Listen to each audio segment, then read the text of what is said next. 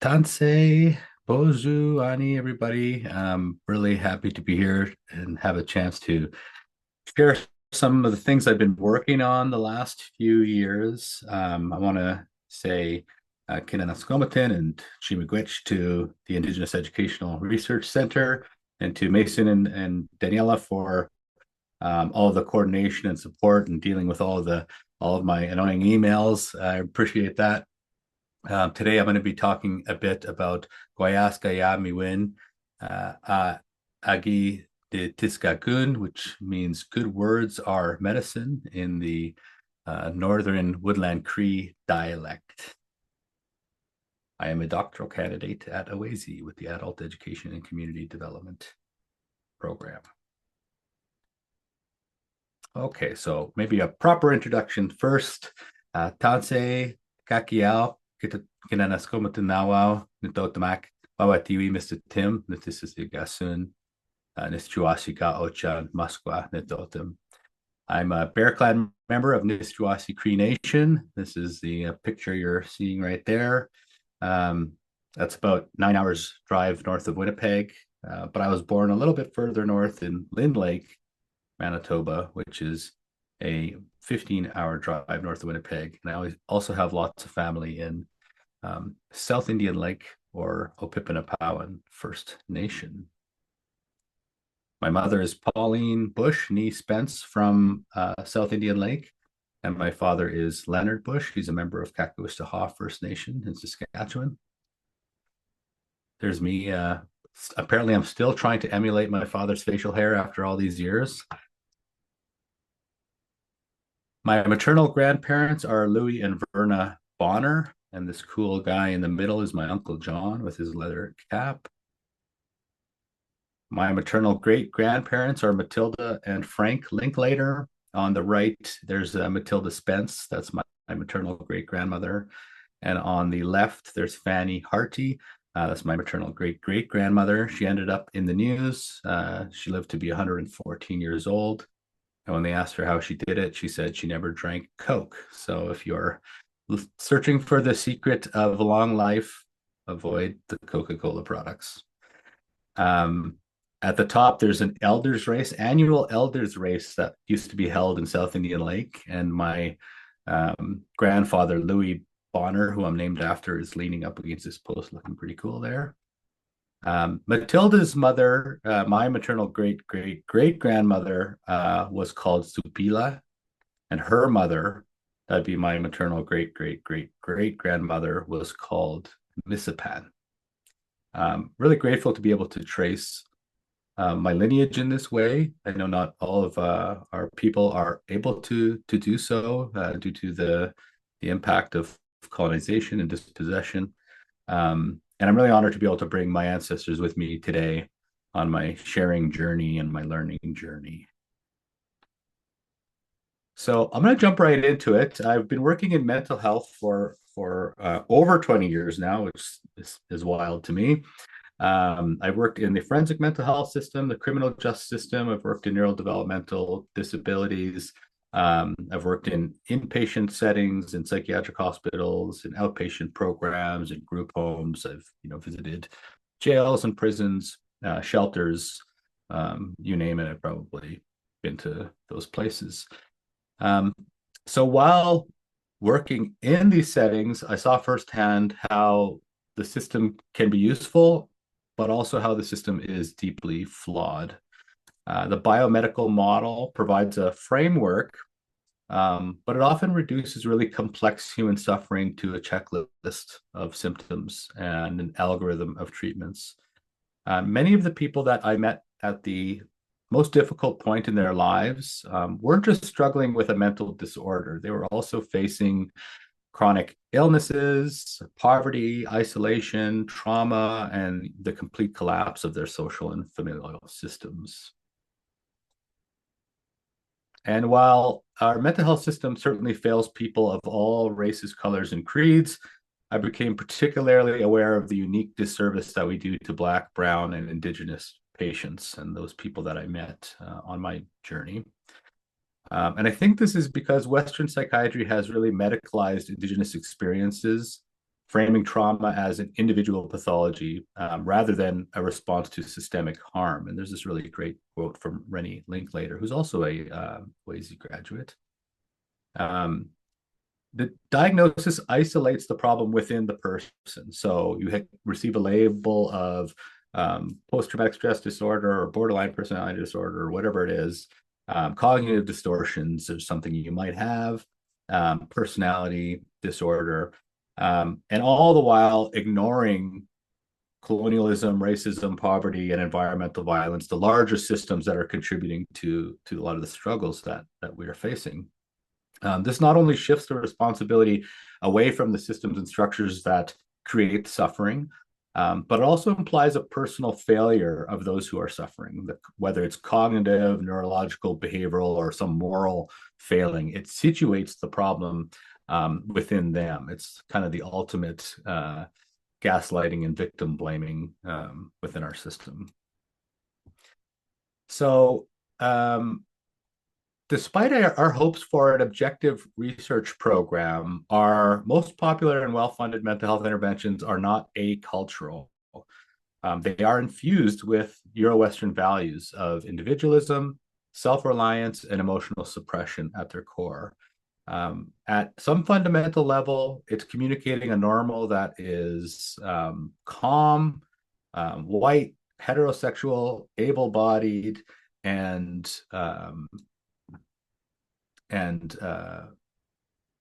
acultural, a science-based, which is able to be objective and outside of the experience of the researcher. But when applied to Indigenous populations, the mental health system can act as a covert assimilative agent to promote these norms in policy and programming. And that could even be unintentionally so, because our interventions, our different therapies do have values attached to them, whether or not we recognize those or not. And there's also a growing body of evidence that shows that culturally grounded interventions may more effectively reduce harm, align with Indigenous values, and minimize the risk of further colonial harms.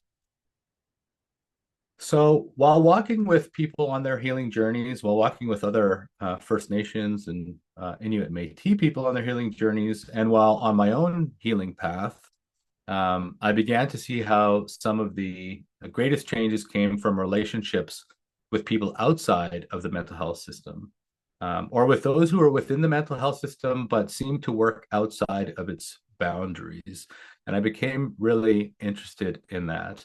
And I think I can speak with some confidence on the topic. One, because of my contribution to the system. I worked as part of the gears for 20 years. So, I'm quite familiar with the inner workings. But I also had the experience of being on the other side of the mental health system long before that as a patient, and had my own experience on a locked psychiatric units. And so I can talk about the experience kind of from both ends, which I think gives me some kind of a lived experience, but I'm not sure exactly what that is. So I got really interested in this, and I decided to do my doctoral research on it by asking, what is helping work? Who are helpers? And what are the characteristics of the dialogue that these helpers use in their work in community? I hope to articulate and center an Indigenous discourse on helping work by exploring the experiences of Nēhîthâwâk and Nēhîthâwâk Cree helpers within their communities. And I'll talk a bit more about what I mean by helpers and helping work. This is the boring stuff, so I'll go over it fairly quickly. My theoretical framework I have dubbed a Indigenous contextual systems science, combines an Indigenous worldview with relational, cyclical, and holistic features, with contextualism, which really looks at the dynamic relationship between the actions and organisms and their context, and system science, which examines the organization, relationships, and functions of interconnected elements. And I think contextualism and system science are very well aligned with an Indigenous worldview.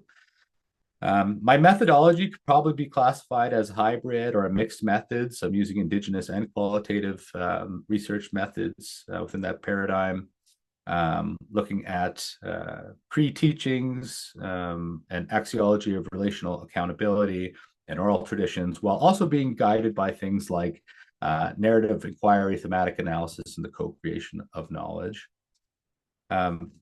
A data collection has been really fun, the fun part. I've done lots of visits with helpers. I've visited with about 18 helpers all across the country and have learned a lot about their lives and their families and their work. And we've had opportunities for sharing circles, lots of really great conversations. And this June, my plan is to bring all of those people together for a gathering of helpers. So 2 days on the land and ceremony and discussion where I want to see them talk to each other. And I think it's just going to be like the greatest thing ever. The analysis, again, I think I would call a multidimensional framework. I'm going to be integrating thematic analysis, systems mapping, a relational frame theory analysis, and something called a modified thought ritual, which is was created by a Australian researcher named Yunka Porta, which is something I think pretty new and cool that I'd like to try to adapt. Okay, so what have I learned so far? And who are these helpers? Well, helpers are those who provide relational, spiritual, emotional, and practical support to others. This could include a whole variety of people in different roles. We may think of elders or traditional healers or knowledge keepers as helpers, ceremonialists and their helpers, the Oshkapewis, helpers at ceremonies, community workers, and then also natural helpers, those people in community that step up when things are hitting the fan, that always tend to show up, and that might be, to provide support at times of grief, or to help you, fix your roof when there's a hole in it, and things like that. And so natural helpers or community helpers are also included. Importantly, they are selected by community rather than appointed by certification or regulation bodies. So you don't get to be a helper because you finish a degree. You get to be a helper because your community says you're a helper. So you could have 4 PhDs and you could be certified and regulated by a bunch of colleges, and that won't necessarily mean that you would be considered a helper within a community. And in fact, sometimes that's a barrier to people being considered a helper in our communities. And their roles are really guided by intergenerational mentorship. So they're working with older helpers and learning from them, lived experience. So the vast majority of helpers that I've met are people who have suffered, and some of them quite incredibly so, and have learned from that journey of their own healing. And then they're also shaped by kinship and clan responsibilities. So as a Bear Clan member of Nitaskākon Cree Nation, I have specific responsibilities. Bear Clan is responsible in many ways for the protection of community and also for the gathering and protection of community medicines. So Bear Clan members tend to be natural helpers, or expected to be helpers, and that would be one example of a kinship or clan responsibility. So helping work is relationally based support provided to those in need of social, emotional, physical, spiritual resources. Great definition by Dr. Michael Hart at the University of Calgary. And it is very diverse in topography and function. So it could be spiritual, ceremonial, or medicinal healing. So you'll have individuals who have trained their whole lives to support others in ceremony or to provide herbal or land-based medicines. Helpers provide crisis response and grief support. They might mediate conflict. They may assist with advocacy and system navigation, reconnect others to culture through land-based learning and healing. They may provide relational caregiving and emotional support to others. And then they also provide material and practical supports. They show up with food when somebody dies. They help you chop wood when it's cold. They fix your house when necessary, and they give you the things that you need. So often those are the roles of helpers. Okay. Importantly, helping is a collective responsibility. I think this is kind of one of the parts that differentiates a Indigenous or at least a Cree perspective of helping from what we often see within Western biomedical or psychological frameworks, is that helping is, the responsibility of community. It's really rooted in kinship and interdependence rather than isolated acts of service, like going to get 5 CBT sessions from a psychologist. It's something a bit more interpersonal. It's seen as reciprocal rather than unidirectional. So when I am walking with somebody on their healing journey, or somebody is walking with me on my healing journey, we both recognize that there is a benefit for both people involved. So I am not a psychotherapist because I am totally altruistic. I'm just a good person. I recognize that I also do it because it heals me. So as I'm working with people who are struggling, I am benefiting from that and healing also. So they are providing healing while I'm also providing support and healing to them. So it's this reciprocal exchange. Care flows through the actual relationship. So it's the relationship that heals rather than the procedure or the techniques. And we see a lot of this in common factors theory, right? Where there's quite a bit of evidence that regardless of the technique that you use, whether it's DBT or CBT or psychoanalytic therapies or family systems therapies, that in the end, what matters most is how good you feel about your relationship with that person, right?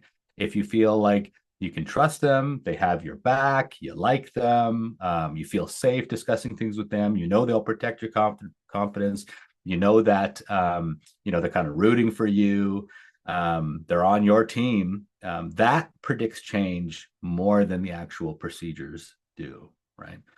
So there's something really important there. There's an important message there about the value of relationship. And also, helping is a shared responsibility. So everybody kind of plays a role in sustaining the well-being of community and collective. It isn't just there's one person who happens to be an expert and knows everything about human nature, and they're like the TED speaker of the community that's everyone goes to figure things out from.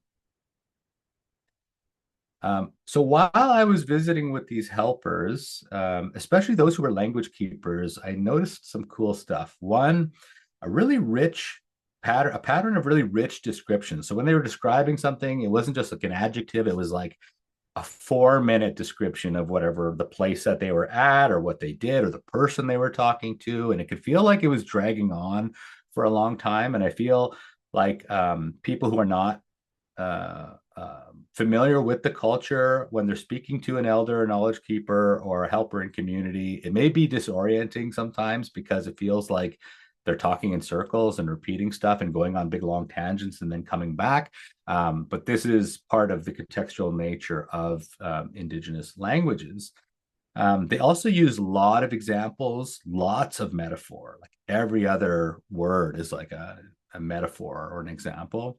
And then this non-linear progression of the topic. So starting with the topic, veering off into a story, coming back, and then veering off again, and then at the end, kind of wrapping it all up. But it can seem like it's kind of all over the place while you're speaking with individuals, especially those who grew up with their Indigenous language as their first language. So while hearing some of the Cree words and then their meanings, it became clear to me that there's a level of complexity within the language that contains important information about helpers, helping work, and about wellness and suffering generally.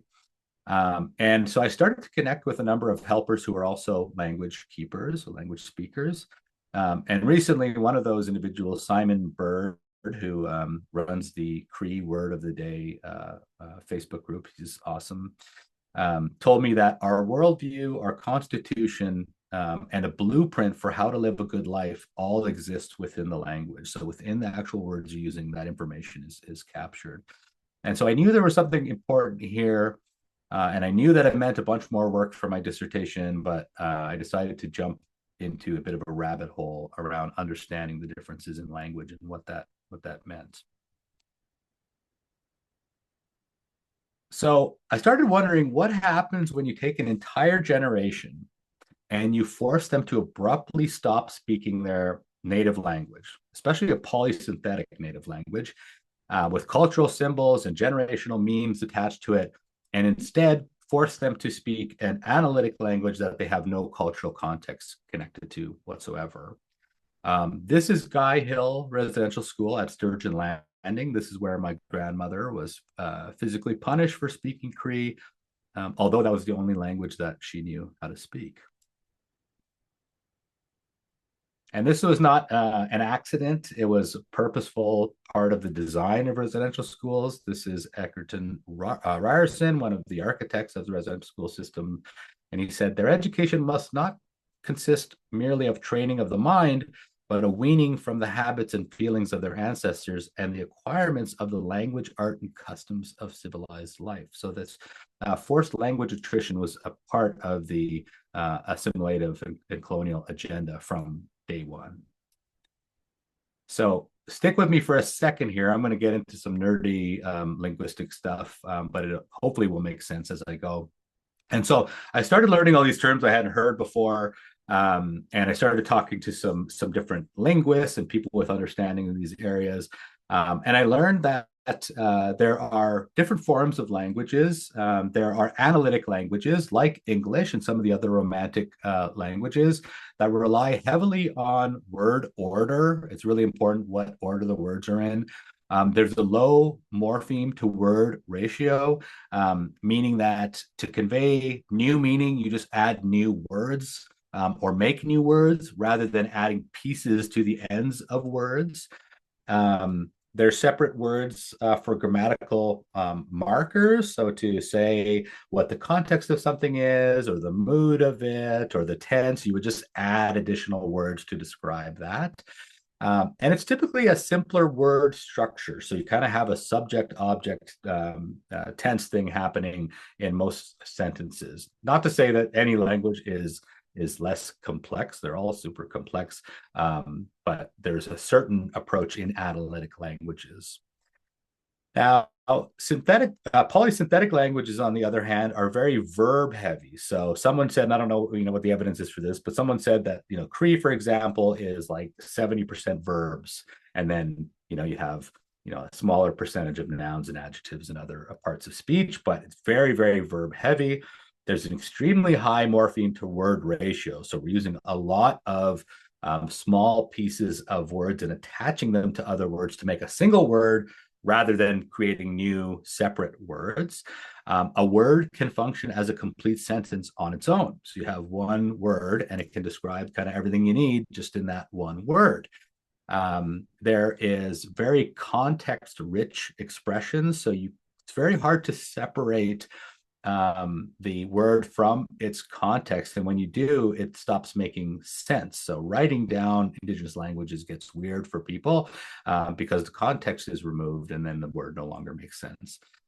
And the verb morphology is very complex because verbs not only denote action, but they provide information on things like the subject, the object, the tense, the aspect, and the mood of the person speaking. So there's quite a bit going on there. And so why I put these Oreos in there is kind of a bit of an analogy where, in English, if you want more kind of different flavors of Oreos, you might just make new Oreos, right? So you've got this flavor Oreo and I want a different one. So I'll make this one with green and then I'll make this one with red in it. And so we're just stacking more words in. Whereas in polysynthetic languages, we're saying, no, we can get one Oreo with everything we need just by stacking like 20 different Oreos in there. And I just think this is funny, this Oreo thing. But that may be representative of polysynthetic versus analytic languages. So where in English, you might have to say, I asked my friend with separate words which are required for subject, verb, and object, and meaning dependent on word order. You couldn't say friend, I ask, it would be weird. In Cree, a polysynthetic language, you could say Nitaskākon, which means I ask my friend. It's one word and encodes the subject, the verb, and object without needing any additional clarification. So let me provide an example, and then I'll kind of get to how this is relevant for the work I'm doing. So the Cree Literacy Network Cree Literacy Network provided this really cool example, and this is by an author named Og in 2013, to illustrate some of the difficulties that Indigenous thinkers have when interacting with English systems.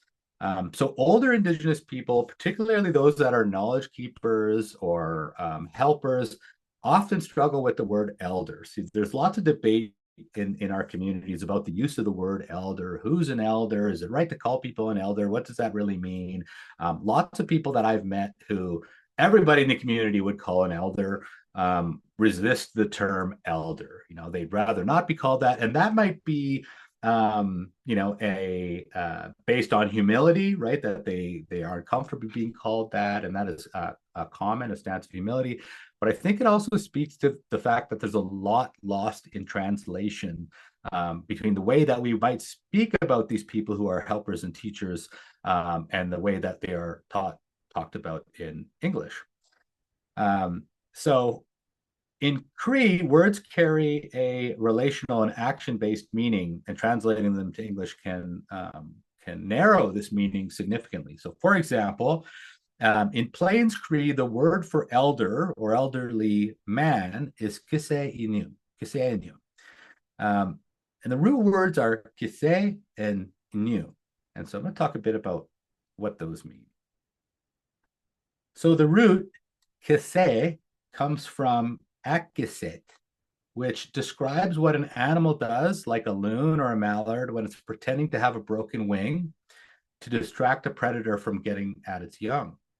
So it's an act of sacrifice, care, and responsibility. If you've ever seen this, if you've ever been on a boat on a lake and you pass a group of loons with their babies, the mother will start to flail around with acting like it has a broken wing and try to lead you away from her children. And so that word is within the morpheme for this word, elder. There's also a related word that shares a number of the morphemes. This is Ayamiwin, and it shares the root word, and it means a kind-hearted or compassionate person. So this reinforces that elders aren't just older people, but they're protectors, caregivers, and somebody, you know, with a good heart. Now, the second part of the root, niu, comes from inu, which means an Indigenous person, right? And so this not only grounds things in identity, culture, and kinship, but if you go a bit further, inu contains the morpheme relating to the number 4, which is niu, and this is often interpreted as saying the four-parted being, right? The four-parted person. So if we are saying kisei for old man or elder, we're actually saying something closer to a kind-hearted protector who sacrifices to safeguard and nurture future generations, embodying the four-parted being of spirit, body, mind, and heart. So you might see why people would see the word elder with no real cultural context to Indigenous people and say, well, that doesn't quite capture, you know, what we might mean when we use these words in the language. So there's quite a bit lost in translation there.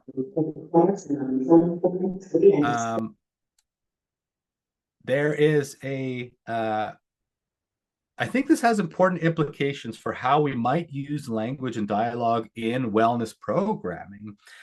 So first of all, Cree language encourages us to always be sensitive to our context.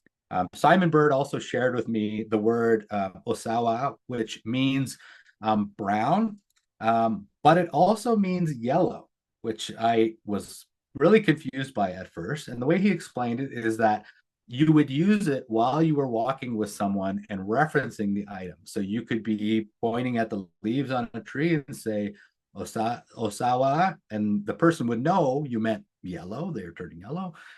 Or you could be referencing, that canoe or a tanning hide, and they would know you meant brown because they were in the context with you. And so if you then wrote that down and said, I saw a Osawa, tree, they wouldn't know if you meant yellow or brown. And so removing the context from the language really makes it difficult to communicate. So the Cree language kind of forces you to try to understand the context that the person was in. So whenever I send my mom a text saying, how do you translate, the grumpy cat into Cree? She'll just blitz me with 50 questions. She'll say, whose cat is it? Where is the cat? Why is it grumpy? Why are you talking about a cat? It's just, I can't just get a straight answer because it's so contextually bound. The Cree language also inherently prompts openness and flexibility in many ways. Simon shared how many elders very comfortably say, I don't know, or namoya nistoten, without feeling any pressure to provide a rigid answer or to be correct. And it's because the word, the actual phrase for I don't know, also implies that meaning unfolds over time. And there may be a time in the future when I do know, right? So when you're saying, I don't know, you're like, yeah, but knowledge changes, and you never know. So there's a lot of flexibility just in that one word. It's also recognizing, some level of humility, and at the same time, recognizing that knowledge is flexible. Cree also teaches an expansive relational view of ourself and others. So in Cree, when we address children as isquisis, which we would call, a little girl, or napisis, which is often translated to little boy, they are more directly translated to the woman to be or the man to be. So we're actually labeling this and taking the perspective that this child is on an ongoing journey of growth and becoming, and that they will be our future. Right? So even in just that word of saying that boy, I'm actually saying that person who will grow into a man and become our future. And so if you think about how you would treat a child when the word says that, contains that information, it would probably be a lot different than if it was just a static noun that represents, what we might imagine a boy or a girl to look like. Lastly, Cree language profoundly challenges linear individualistic views of time that are often held in Western contexts. We talked a lot about this term, Nichapan, or for short, people will say Chapan, which was referring to your great-grandparent or your great-great-grandparent, if you say Aniska Chapan. And this is used reciprocally between the great-grandparent and the great-grandchild. So if I see my great-grandmother, I would say, hey, Chapan, and my great-grandmother might say Chapan to me as well. They mean the same thing. They mean both great-grandparent and great-grandchild.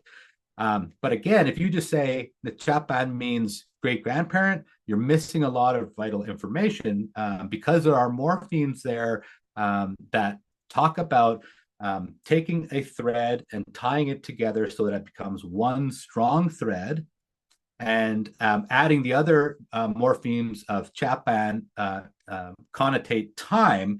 And so in a way, you're saying, I cast a thread forward in time to connect to you so that we become one. And so what you're really saying in many ways, when you say Chapan, you're saying, I am you, and across time, which is not captured in the word great-grandfather for Indigenous people. So in this movement of forced language attrition that we saw in residential schools and that we're still seeing occurring today, we're not just losing language, we're losing relational frames that are extremely important to the worldview of Indigenous people and how we view relationships and wellness. So what are the implications for Indigenous mental health care? I believe one of the most heinous things that colonization did through the mental health system was to convince us that we cannot help one another, that we cannot help our relatives, we cannot help our families, that we need a professional And that actually it's inappropriate and unethical to help your relatives. It's a dual relationship. It's in almost every college of helping work. It'd be super inappropriate for you to provide those kind of supports to your mother or to your child or to your cousin. It would be seen as a dual relationship. Indigenous mental health supports must fundamentally shift away from these clinical and professionalized settings back to the way that healing has always thrived in our relationships, in our ceremonies, in our communities, and in our kinship systems.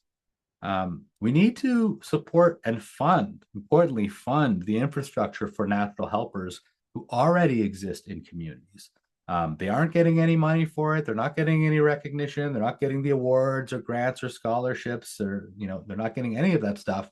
But they're out there every day using their own resources, the shirt off their own back, their elders, their aunties, their uncles, their cousins, they're ceremonial people. They're just natural helpers in community. They're those people that are always showing up at the right time for the people around them.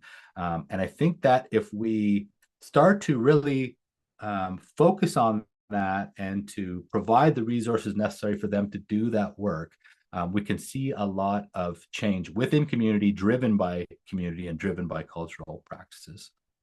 We need to reduce professionalization, the barriers created by professionalization.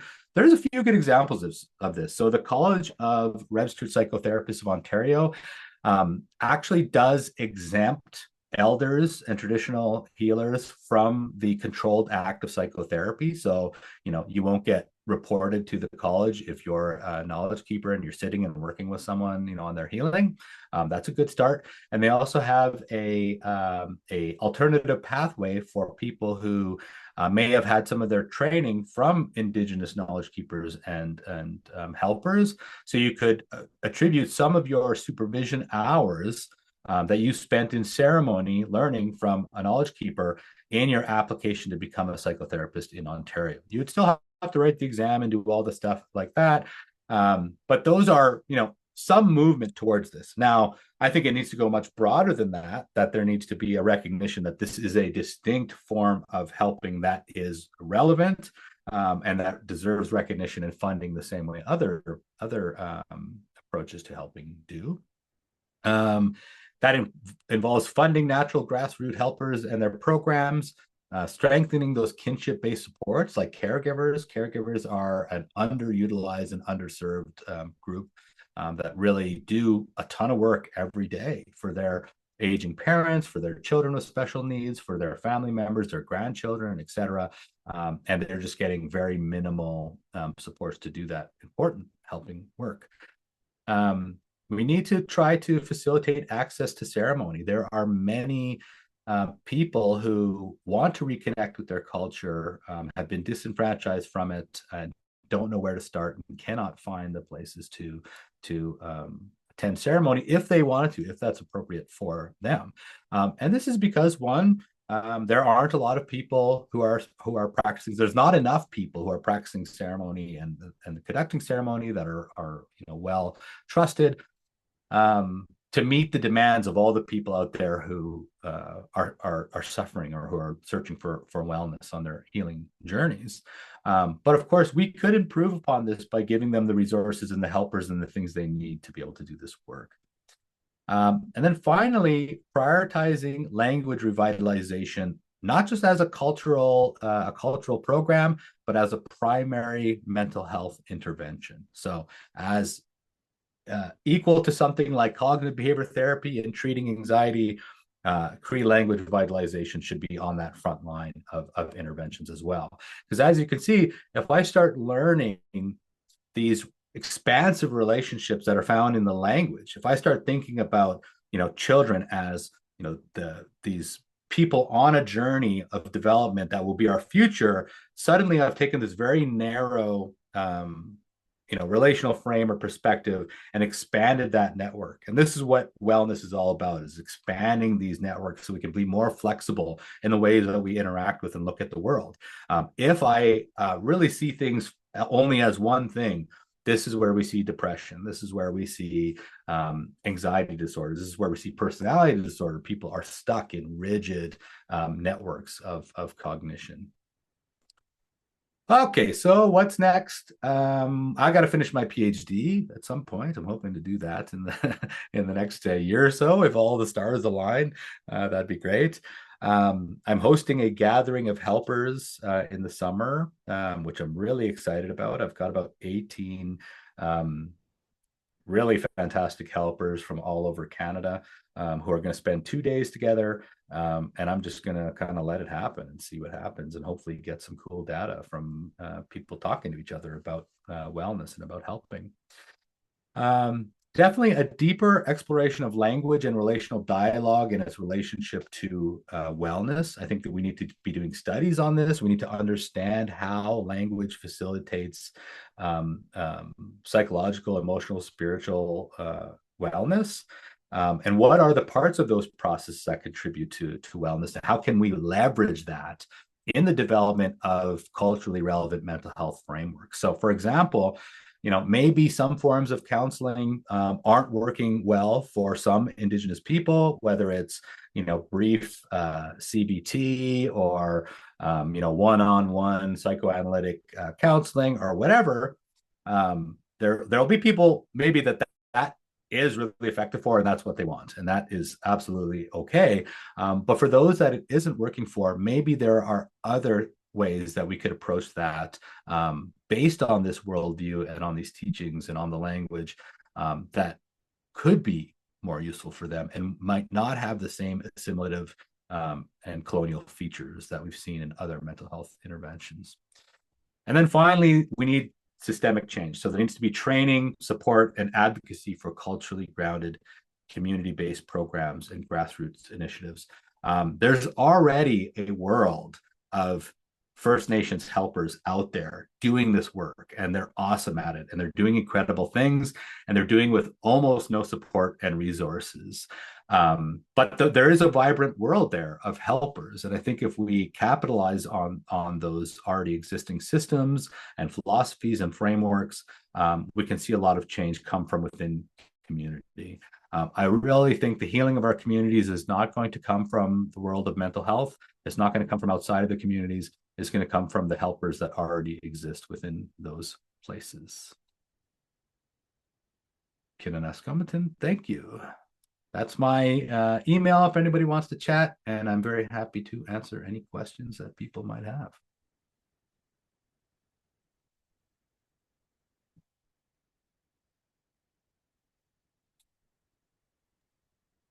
Thank you very much, Louis. That was very fascinating. I learned a lot, and judging by the chat, I think we also, that our today's viewers also learned quite a bit and appreciated quite a bit. So thank you very much again. We have some time for Q&A, so if anyone has questions, please leave them in the chat or raise your hand and you can unmute yourself. But take this as a chance to engage with the material and engage with our presenter. You don't use the term holistic. And so I was wondering, I feel like it obviously is like rooted in, I feel like colonial terms and such, but is there a reason for you as to why you're not using holistic to kind of like, I feel like describe the broader of like the spiritual and things like that? That's a great question. I actually I often use holistic with the W. Um, and there's a great section in Rennie Linklater's book, Decolonizing Trauma Work, that talks about her decision to use holistic to really keep it as this communication that you're bringing together all of those parts that make a person, right, and not ignoring any part of them. One of the things that I often think about is that in our current system of mental and physical and social health, there's massive fragmenting and siloing. And all of us have experienced this. If I have a toothache, I get in the car and I drive to this one building on one side of town and they rip out my tooth or they give you a crown or whatever they're going to do. And then if I've been having stomach problems for the last, week or something, I have to drive on the other side of town and go see my GP, and maybe he'll send me to the gastroenterologist or whatever. And then I'm feeling a bit sad because all these health problems and teeth problems I've been having. So I have to go back in the car, drive and see a psychologist or a psychotherapist and talk to them for a bit. And then while I'm talking to them, I mention, my housing situation is really crappy. I'm struggling to pay the bills. And they say, oh, I know a great social worker. Just get in your car and drive across town over there. So, in the span of trying to get my needs met for one person, I have had to really fragment myself, which is not what a human being looks like. We are one fully integrated system that cannot be disconnected. It's artificial to say, there's this part of me, this part of me, this part of me. So I like the word holistic. I should probably, be putting it in there more frequently. But yeah, it's a great question. Yeah, no, I was just curious. Thank you for responding. Jordana. Hi, Louis. Thank you so much for the presentation. Nice to see you. I was curious about language, and such a powerful and important part of your work. But were you anticipating that when you began this work, or it evolved, right? It evolved, and it's causing me all kinds of work, more work than I had intended. It's almost like a second PhD, and I'm like, oh, I don't know if I should fall down this rabbit hole. But each person I spoke to, whether they were English speakers or bilingual, Indigenous language speakers, they referenced these differences. They reference how there's so much kind of lost in the context and things like that, and that being a problem for youth and for those that are kind of growing up without the language. So at first I thought, oh, it's kind of an interesting factoid. Maybe I'll just I can mention it and then move on, but it just kept coming up across every person I spoke to, and so it ended up being something that I think will be probably pretty foundational to my work. So much so that I've identified 2 or 3 language teachers to actually invite to the gathering of helpers so that they can facilitate a discussion on the kind of words that we use about wellness and help break those down and really understand the context of those words. But yeah, it was a bit of a surprise, but I'm having fun learning about it. Yeah. That sounds interesting. I was curious, why wasn't it on your radar before? It probably should have been. But it's great that you've got the some people coming to the gathering in the summer. I think that'll be really valuable for your project or your second PhD. Yeah. Thank you. Okay, I see Jacqueline, and there's one in the chat also. Go ahead, Jacqueline. Hi, thank you. So much to think about, and sort of expanding way beyond the usual silos. Thank you. Early in your talk, you referenced trauma. So through the talk, we are reminded of the collective trauma that Indigenous peoples have experienced. Can you give me a sense of the dynamic between what might be called epigenetic memory, embodied memory, and then when the elders are and the helpers, and I don't know if those are synonymous. I feel like I'm very aware of the limitations of the words elder and helper, as amongst others. The interface between is there within a holistic approach referencing to those larger historical traumas when working with narrative, and part of where that's coming from, well, I'll leave that aside, but that's the question.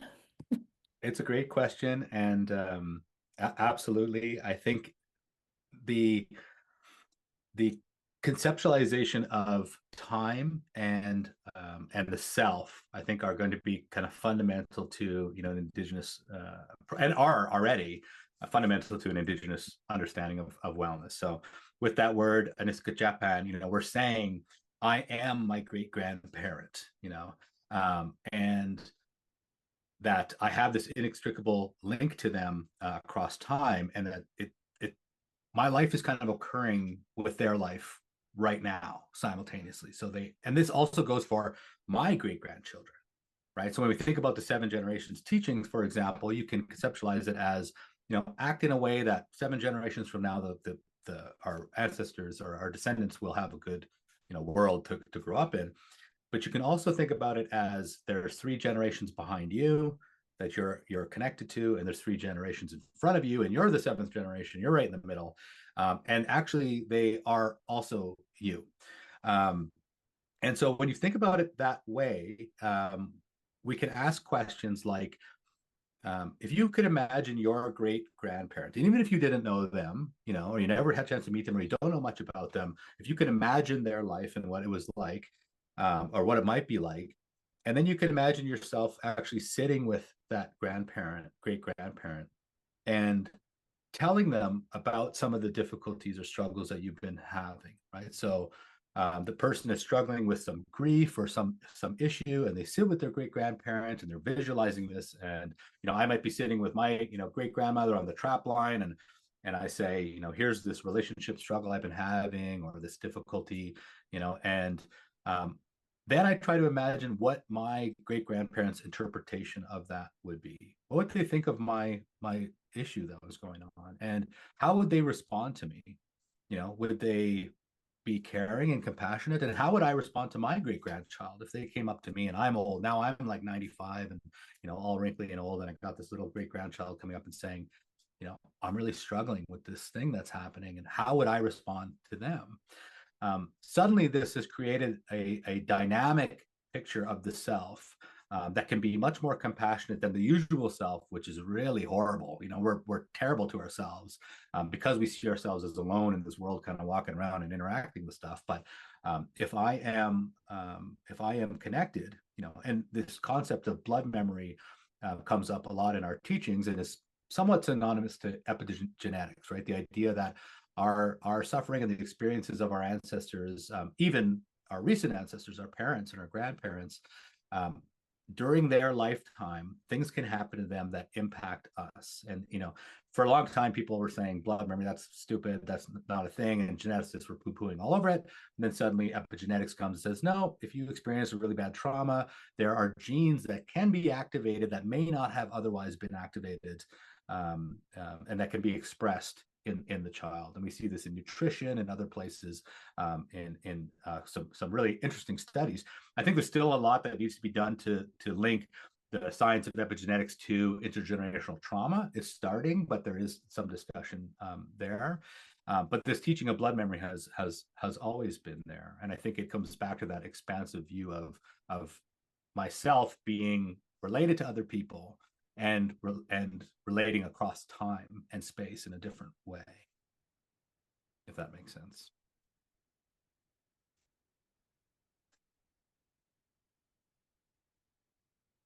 I think there was Abdul, you had a question. Yeah, for me, I'm from, by the way, I'm from Afghanistan. So, right from the time I was 8 years old, I'm kind of there. In terms of, the healing, every culture has different ways of healing. Even things like psychosis, there are different ways. And I think you're 100% right that the Western ways of healing and doing things is not always the right, but that's the kind of crap that's being sold to us day in and day out. But my question to you was, why could you not do your research in terms of looking at indigenous ways of healing versus, other Western ways of healing, comparing the two would have made life easier for you, in terms of looking at it and going, which one has more success? I mean, in the field of addiction, I think it's known that indigenous ways of healing is far more effective than is the traditional Western, psychology, psychiatry ways of dealing with it. So what led you to this path as opposed to the other path? I'm curious a bit. It's a great question. I'll try to answer it really quickly.